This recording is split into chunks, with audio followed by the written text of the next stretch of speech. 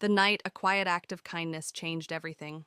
I was working the graveyard shift at a rainy diner in rural Ohio, and honestly, I was at my absolute breaking point. My dad's vintage Gibson guitar, the only thing I had left of him after the funeral, was sitting in a dusty pawn shop window across town.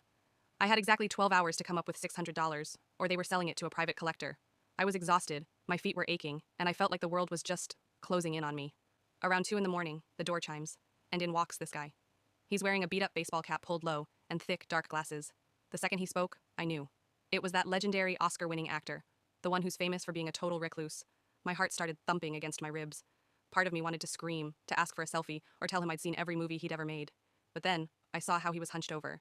He just looked tired, like he was carrying the weight of the world on his shoulders. So I didn't say a word. I didn't make a scene. I just brought him a black coffee and a fresh slice of cherry pie. I treated him like any other tired traveler, passing through in the middle of the night. When I finally brought the bill, I hesitated. Then I scribbled a tiny note on the back of the receipt. It just said, "The world is loud enough. I hope you enjoy the quiet." He looked up, caught my eye, and gave me this tiny, knowing smirk. He didn't say thanks. He didn't have to. After he slid out of the booth and disappeared into the rain, I went to clear the table. Tucked tightly under the coffee mug was a check for $2,000. On the memo line, he'd written, "Keep the music playing." I was shaking so hard I literally couldn't breathe. I made it to that pawn shop right as the sun was coming up, and I walked out with that guitar in my arms. Because of one man's need for a little peace, I got my father's